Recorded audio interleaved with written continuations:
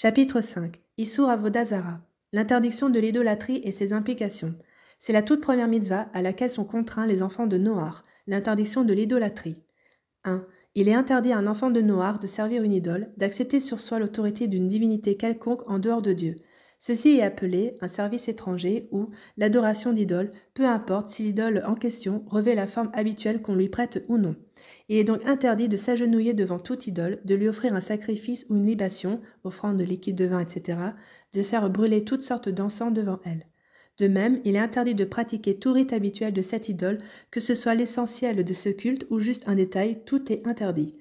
C'est ce genre de pratique qui est décrit dans la Torah, Exode chapitre 20, versets 2 à 4. Tu n'auras pas d'autre divinité devant ma face, tu ne te prosterneras pas devant elle, et tu ne les serviras pas. Dans cette interdiction de l'idolâtrie est comprise aussi toute acceptation de son autorité, par exemple par la parole, affirmer que cette idole est mon maître, ou toute action ou parole de ce type, quelle que soit l'idole. On compte 23 dérivés de cette interdiction. 2. L'enfant de Noach est obligé de croire en l'existence de Dieu et de le connaître comme est écrit dans la Torah, dans Deutéronome chapitre 4, verset 39. Tu sauras aujourd'hui et tu auras à cœur de savoir que l'Éternel est Dieu, dans le ciel en haut et sur la terre et en dessous, il n'y a rien d'autre. L'obligation de connaître Dieu consiste à s'efforcer de comprendre avec la logique humaine qu'il existe un seul Dieu. Bien qu'il soit impossible qu'un homme puisse comprendre intellectuellement une existence aussi spirituelle, il a l'obligation de comprendre, d'apprendre pour connaître au mieux le Dieu un qui crée le monde et le dirige, jusqu'à ce qu'il imprègne son cœur et sa pensée de cette foi et de cette connaissance comme d'un paramètre évident et contraignant. Ce Dieu surveille et s'occupe de chacune de ses créatures, juge chacun et chacune selon ses actions, donne une récompense à ceux qui pratiquent ses commandements et punit ceux qui les transgressent. Cette connaissance implique donc non seulement la foi en l'existence de Dieu, mais aussi le fait que ce Dieu est un et n'est pas constitué de deux entités. Il n'a pas de corps et n'a aucune forme, aucune limite. Il est premier et seul à tout créer par sa volonté. Quiconque réfléchit estime qu'il n'existe pas de Dieu du tout, ou qu'il est composé de deux éléments, ou qu'il possède un corps, ou qu'il ne précède pas tout, est considéré comme un hérétique qui renie l'essentiel. Ce commandement de croire en Dieu et de chercher à le connaître est le plus important. C'est la fondation de tout, car sans lui, aucune croyance ou aucun commandement n'a de sens, ni de valeur.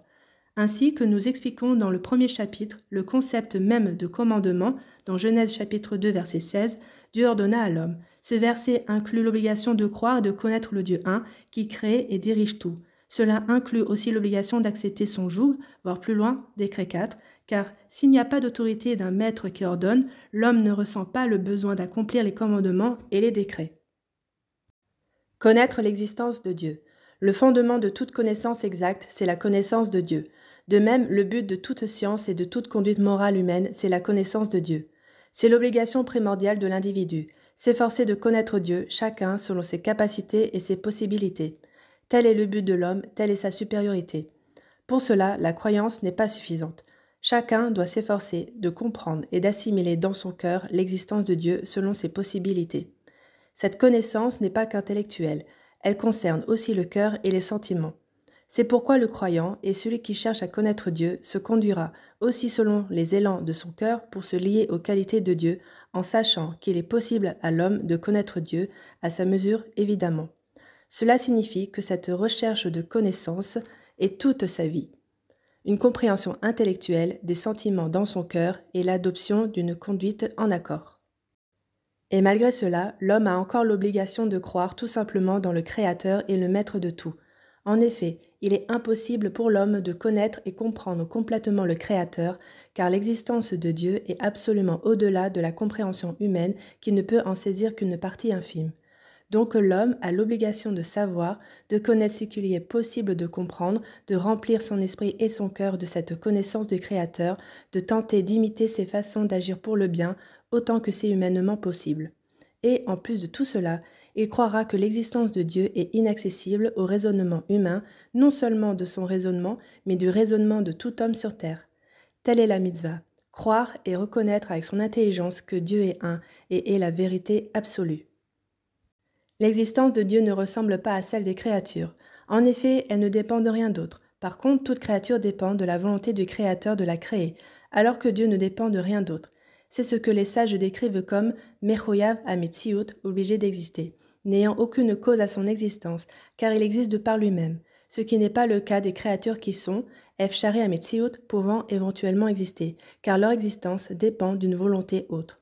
Il est donc possible qu'elles existent et il est possible qu'elles n'existent pas. Le Créateur ne ressemble aucunement aux créatures. Toute créature est limitée dans son existence, dans ses capacités. Elle est aussi composée de plusieurs éléments.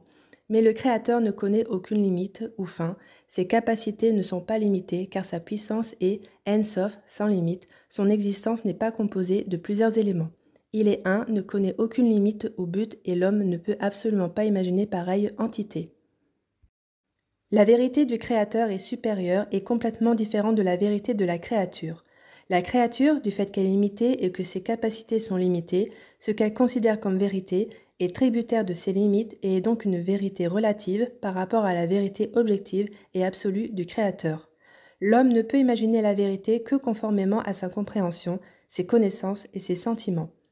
En dehors de ces domaines, il n'a aucune possibilité d'appréhender la vérité. Donc, il ne connaît pas la vérité. De plus, pour l'homme, la vérité doit se définir d'après les critères qui sont importants pour lui, car la pauvreté de sa compréhension limite ce qu'il peut concevoir comme vérité. On peut prendre l'exemple de l'enfant. Ce qui lui semble une vérité absolue ne le sera plus du tout quand il grandira et il n'en restera qu'une petite partie.